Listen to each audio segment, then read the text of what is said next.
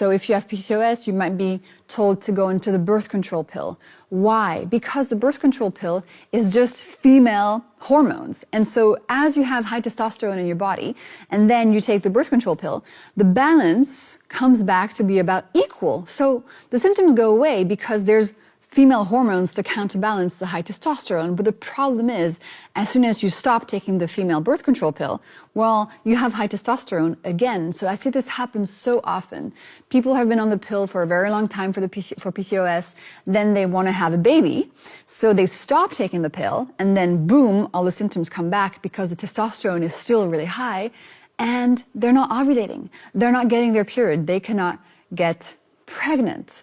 So the birth control pill is going to mask the symptoms. It's not going to solve the root cause if the root cause is insulin resistance. That's really, really important. So if you Mga bestie, narinig niyo yun? So, sa mga may PCOS dito, have you research on this?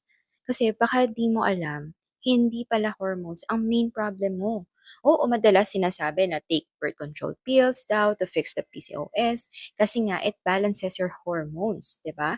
Pero girl, that's just masking the symptoms. The moment na tinigil mo yan, balik lahat like hair fall, acne, irregular period, cravings, mood swings, name it, 'di ba?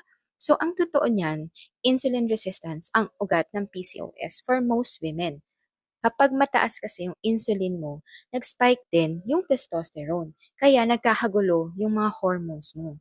Kaya kung gusto mong ayusin yung root cause, focus on balancing your insulin levels. Napakadaming testimonial ng FGS besties natin. It helped them manage cravings, balance blood sugar, at mas naging steady yung energy nila kahit fasting. Hindi instant to ha, pero sustainable. Kaya pala may mga conceiving stories din tayo ng mga bestie natin na nakapag-reverse ng PCOS nila. 'Di ba ang galing? So, instead of just masking it, bestie, start healing from the inside. Hindi mo kailangan magtiis sa cycle ng symptoms na yan. Okay?